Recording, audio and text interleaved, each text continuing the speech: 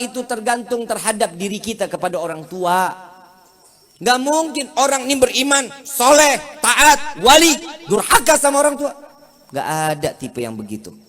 Kini cium tangan ulama sampai belepotan, ilar di mana-mana. Minyak wangi 1 juta hilang, jadi wangi 7 rupa. Begitu ngendus puyeng liar aing. Yang namanya cium tangan tuh dihirup, bukan dikecup. Bukan, dikecup itu Nasrani, Yahudi. Untuk apa? Penghormatan. Kalau kita cium tangan itu, ini anak sekarang coba lihat, cium di pipi, cium di jidat. Besok nih, belum nggak lama lagi nih, cium tangan di leher sama di tengkok. Repot kan tuh. Diajarin dong, ditaruh di hidung. Emang indera penciumannya udah pada berubah apa? Hidung pada pindah ke pipi, hidung pada pindah ke jidat. Diajarin yang benar, jangan di pipi, jangan diambil keberkahan. Orang tua kita tuh berkah. Cium tangan ulama sampai bulak-balik, Masya Allah luar biasa. Cinta banget sama ulama. Cium tangan orang tua nggak ada sama sekali. Percuma, nggak bakal berkah. Keberkahan ulama ada, kiai ada, tapi orang tua jauh lebih berkah daripada ulama-ulama tersebut. Ini hati-hati loh. Kadang saya suka gedek. Orang pada berebut cium tangan orang tua, bodoh amat. Makanya saya sekarang akhir-akhir ini males ngasih tangan ke jamaah, nggak mau. Kenapa? Saya takut kalau dia nggak cium tangan sama orang tua, saya yang dosa. Dia cium tangan ke saya, tapi dia nggak cium tangan sama orang tuanya. Naudzubillah, amin. Ini hati-hati, jangan bangga sama yang begitu. Coba lihat keramat orang, keramat wali, keramat ulama, ziarah kemana aja, sampai ke Gresik. Sampai ke makam keramat. Sekalipun itu makam keramat, tatkala kita datang ziarah dan kita minta doa sama itu wali, dia bangun, dia angkat tangan, bangun dari pusarannya, angkat tangan doa buat kita. Percuma, nggak bakal dikabulin. Makam orang tua kita di samping rumah nggak pernah kita ziarahin, percuma. Ini ayo mikir, kitanya mikir. Orang tua walaupun sudah tiada, itu yang diharapin. Doa dari seorang anak. Apa kata Nabi SAW? Anak termasuk golongan yang durhaka jika dia membaca doa untuk orang tuanya hanya 5 kali sehari selesai sholat. Itu tergolong anak yang durhaka. Ibu bapak yang dirahmati oleh Allah, coba kita pikir baik-baik. Orang tua tuh buat kita tuh korban luar biasa. Bapak dari pagi sampai malam, panas kepanasan, hujan kehujanan, nyari rezeki. Buat siapa? Buat anak, buat istri. Ibu ngorbanin diri, tidur susah, madep kanan gak bisa, madep kiri gak bisa. Kita ada di dalam perutnya. Coba kebayang, kita udah ngerepotin orang tua tuh dari mulai di dalam kandungan. Ayo kita pikir, orang tua kita masih ada, sujud di kakinya, cium kakinya, cium tangannya, minta keridhaan. Al-Habib Ali bin Muhammad bin Husin Al-Habsyi Sumtid Durar, beliau wali min awliyaillah. Orang tuanya di depan para wali, ibunya keluar dari kamarnya. Ibunya gak pernah keluar dari kamar selama 60 tahun khalwat. Khalwatnya seorang ibu waliyah, ibu dari Habib Ali, khalwat 60 tahun di dalam kamar. Begitu ketemu ada wali min awliyaillah ada di dalam rumahnya, beliau keluar dari khalwatnya mensaksikan kepada wali min awliya, para alim ulama. Mereka dia mengatakan, wahai para tetamunya Allah, ketahuilah, saksikanlah aku ridha dengan apa yang telah aku berikan kepada Ali anakku. Lihat, kalau orang sudah mendapatkan keridhaan orang tua, jadi wali dia, berkah hidupnya, tenang, jabatannya semua akan diberikan oleh Allah, dunia maupun akhirat. Ini bedanya kita sama wali-wali kita terdahulu. Orang-orang soleh terdahulu, orang tua di nomor 1000-in, teman di nomor 1-in. Bapak dijauhin, ibu dijauhin, bapaknya orang, ibunya orang, malah dideketin. Betul nggak lu? Anak muda nih yang biasa begini nih. Sama ibu susah setengah mati. Begitu calon mertua, nah, tolong beli kacang. Oh siap ibu. Ibu sendiri minta tolong beliin gula, repot. Ntar aja ibu deh, suruh yang lain dah. Coba tuh lihat. Ingat, mertua sama orang tua jauh lebih besar karomahnya seorang mertua. Mertua nggak ada bekasnya. Kalau istri ada mantan istri, mertua nggak ada mantan mertua, nggak ada. Mertua sampai yaumil kiamat tetap mertua. Cium tangannya nggak bakal batal. Terus akan terus menerus terus. Nggak akan pernah batal. Nggak akan pernah jadi, oh ini mantan mertua, oh kita batal wudhu. Enggak, tetap wudhu nggak akan batal. Coba kita lihat ini sekarang kehidupan, ya Allah. Zaman sekarang anak-anak muda katanya zaman milenial. Semuanya saking milenialnya handphone aja kerjaannya. Coba kita lihat, generasi kita akan digerus. Ini khususnya anak-anak muda, hati-hati. Digerusnya generasinya kita di milenial, dikatakan kita generasi milenial. Jangan hidup terpaku dengan gadget. Jangan terpaku dengan handphone.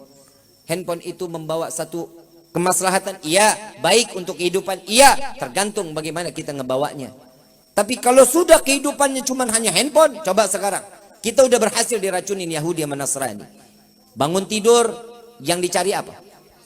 Mau tidur apa? Lagi makan, lagi mandi, lagi geblek lu. Semua handphone. Al-Qur'annya kapan? Lebih sering baca Quran apa sering baca WhatsApp?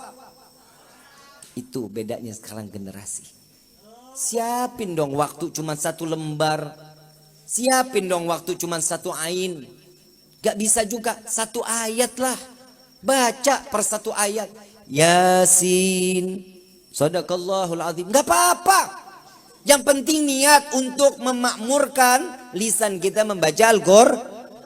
Masa gak ada waktu hanya semenit. Ini kenapa Nabi diselenggarain maulidnya, karena Nabi ini istimewa. Kita gembira atas kelahiran Nabi karena Nabi punya karamah, Nabi punya mukjizat Al-Quran. Lihat, kalau sudah satu ya, ingat ya, Nabi SAW saat Isra wal Mi'raj. Ini kita acara sampai jam berapa ini? Hah? Kuat lo sampai pagi? Mau? Ih, gue mau enggak. Copot lo lidah gue lu. Lihat Nabi. Nih sekarang saya mau tanya. Tahu kulit sapi? Kulit sapi bisa dibikin sandal, betul? Bisa dibikin dompet, betul? Tempatnya hina nggak? Hina nggak tempatnya? Hina lah, didudukin. Bener, dompet didudukin, betul? Adanya sejajar sama pantat, betul? Sandal adanya di bawah. Itu kita pakai nyerot najis, kan begitu? Hina nggak? Hina. Coba lihat kalau kulit sapi ditempel dengan cover Al-Quran, sampul Al-Quran, mulia nggak? Dicium, ditaruh di atas kepala, ditaruhnya di dada, nggak bisa taruh di bawah. Coba kita lihat. Lihat Nabi saat Isra wal Mi'raj, saat Nabi ketemu Allah dengan jubahnya, dengan sorbannya, dengan gamisnya, dengan sandalnya, dengan imamahnya, berjumpa dengan Allah, satu nggak ada yang kebakar. Malaikat Jibril mau datang ketemu ikut bareng Allah, nggak bisa. Kenapa? Pasti akan hancur, nggak kuat dengan cahayanya Allah. Dan coba kita lihat Nabi, jubahnya nggak kebakar. Kenapa? Karena tertempel dengan kulit mulia Nabi Muhammad Sallallahu Alaihi Wasallam. Gimana kita sebagai umat yang ada nama kita tertempel di dalam hati Nabi Muhammad Sallallahu Alaihi Wasallam? Ayuhal hadirun, ayo dong. Nabi ini kita nih, ya Allah ya Karim, Nabi ini udah buat kita nih gila-gilaan loh buat kita loh. Syafaat diumbar sama Nabi. Barang siapa yang berziarah kepadaku saat aku hidup maupun aku mati, siapa yang berziarah kepadaku akan jaminan mendapat syafaatku di yaumil qiyamah. Nah ini bib masalahnya, kan kita kalau ke Madinah duit, mudah-mudahan dibanyakin rezekinya insyaallah. Bisa ziarah, bisa haji, bisa umrah, bisa ke makam Nabi Muhammad SAW. Amin ya Rabbal. Itu jaminan yang akan mendapatkan syafaatku di yaumil qiyamah. Tapi Nabi tahu umatnya Nabi ini nggak banyak orang yang punya duit, nggak gampang buat jalan sampai ke Mekah ke Madinah. Apa kata Nabi? Barang siapa yang membaca doa setelah azan, baca nggak doa setelah azan? Hafal nggak? Allahumma rabb hadhihi da'wati tammah wa salatil